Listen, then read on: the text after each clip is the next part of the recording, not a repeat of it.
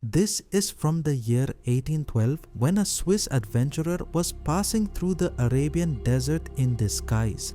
Johann Ludwig Burckhardt, this adventurer, lost his way and ended up on a narrow path between rocks. After walking about 1.5 kilometers between the rocks, the path finally widened a bit, and in front of him he saw a magnificent structure carved into the limestone mountain. Structure. Who built this ancient structure in the desolate desert valleys of southern Jordan, and why was this 127 feet tall structure was not built but carved into the mountain? Today it is called Al-Khazne in Arabic, which means treasury where treasure is kept. Magnificent pillars emerge from the bottom of the mountain, and at their tops intricately and beautifully carved designs are displayed.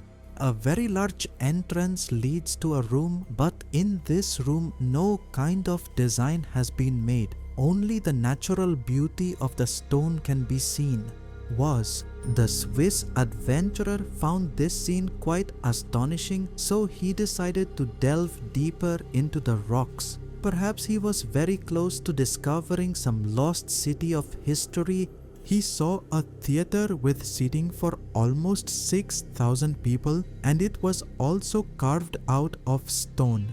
There was a pathway leading to a very large temple-like structure, some ruins indicating that once a city thrived here. Several monuments were also seen on the heights of the mountains. Burckhardt had discovered the ruins of a city that held significant importance in history. This 2,000-year-old city is known today as Petra. But how did those who lived here survive in this dry desert without water?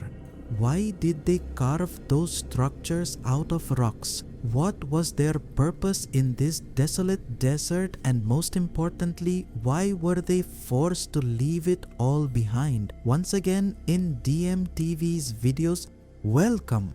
When the Swiss adventurer saw all this, he remembered the story of a tribe living in the desert. He had heard that there was a tribe in the Arabian desert that traded silk and spices between China, India, Egypt, and Rome, and they used to hide their treasure by tunneling into high rocks. In Greek and Roman sources, these people are called the Nabateans. They were famous as a nomadic tribe 2,000 years ago and lived in tents in the desert. But how did people living in tents manage to build such a magnificent city like Petra? After Burckhardt's discovery, Petra began to gain international presence. Archaeologists and historians from all over the world started to visit to unravel this ancient mystery. Clearly a 127-foot high construction, and not just any construction but one carved out of stone, is not a common feat. Certainly for this the workers must have surely erected some temporary structure like you might have seen these days as well. During construction, a wooden structure is built around the building on which workers stand and work. But not only on the treasury, there are no visible markings on the other structures in Petra either, which could give any indication about its construction. After conducting extensive research and experiments, researchers found an incomplete structure in Petra, and perhaps within it lay the secret to its construction. It seems that this is only the upper part of the structure, and the limestone below was not cut. This indicates that the Nabataeans started constructing any structure from the top. In the construction of the treasury too, they first climbed the adjacent rock and dug a horizontal shaft into the limestone mountain. While standing inside this shaft, they would carve pillars and various designs and then gradually progress downward. When the upper half of the structure was completed, the stone debris accumulated so much below that by climbing its slope, the remaining half of the structure could be completed easily. This construction method is not seen anywhere else in ancient sites around the world. Researchers got a clue about this trick when they carved and constructed an exact replica of the Petra structure in America.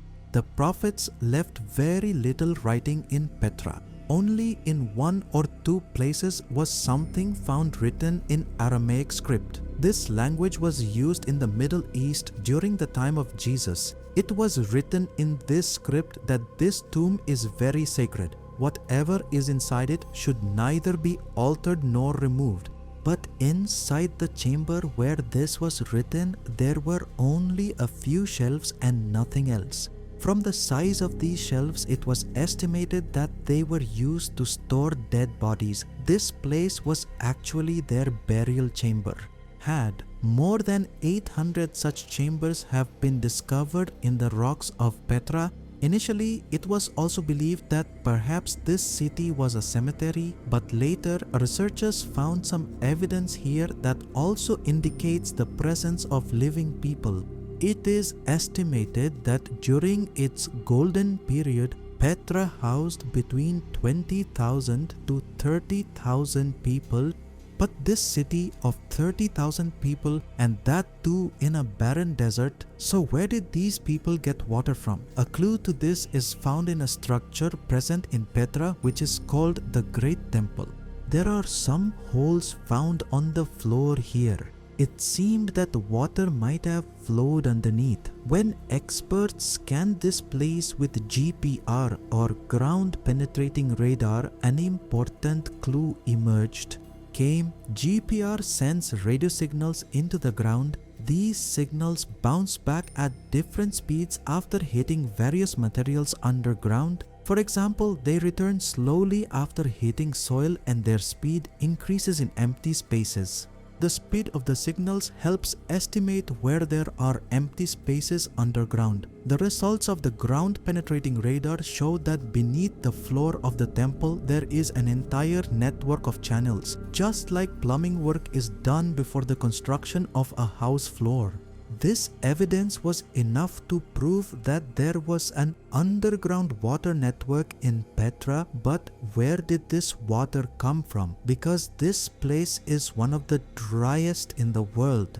A water reservoir is still used by locals, which is called Ain Musa. This natural spring provides water from underground, but the problem is that it is located about 8 kilometers from the Petra site.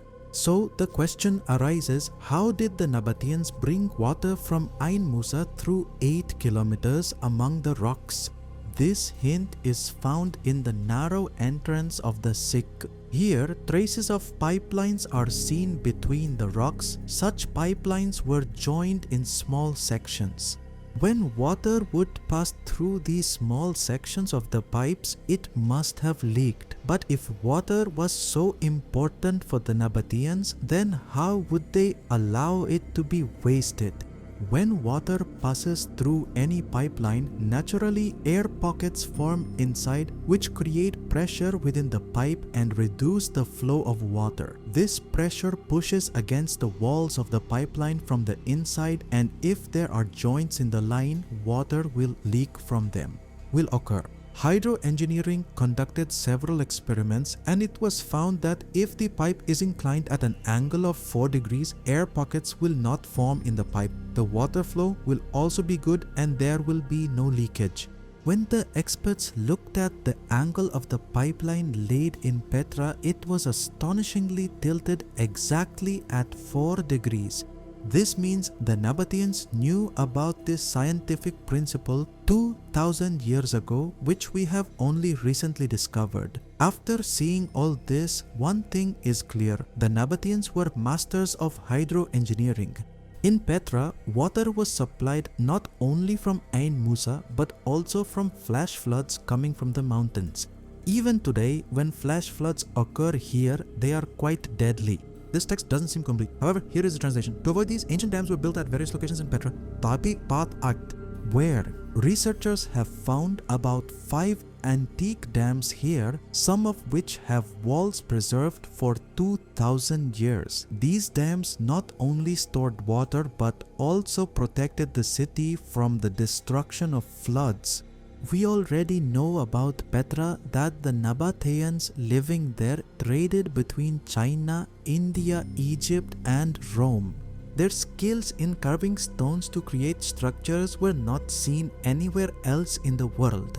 How did their engineers supply water to Petra in the desert? But one main question still remains: why did this city become deserted? What happened? Why were the 30,000 residents forced to leave their city? Was it abandoned? Ancient records show that in the year 363 a very dangerous earthquake occurred. There was, and in Petra, debris of such broken structures is also present that only seemed to be the work of an earthquake. Perhaps due to that earthquake, many of Petra's structures collapsed and the dams broke. After that, the same water which was the lifeline of the city took their lives, drowned. The flash flood swept away the entire city, and the remaining infrastructure that the Nabataeans had built over several centuries turned into ruins. Now there was neither water left nor any system. Traders changed their routes, and the city's people gradually moved to other cities. In 1985, Petra was designated as a UNESCO World Heritage Site, and if you have seen Indiana Jones and the Last Crusade, the Temple of the Holy Grail is actually Petra's Al-Khazne. Hope you will like and share this video by Zam TV abundantly. Thank you very much for your loving comments. See you in the next awesome video.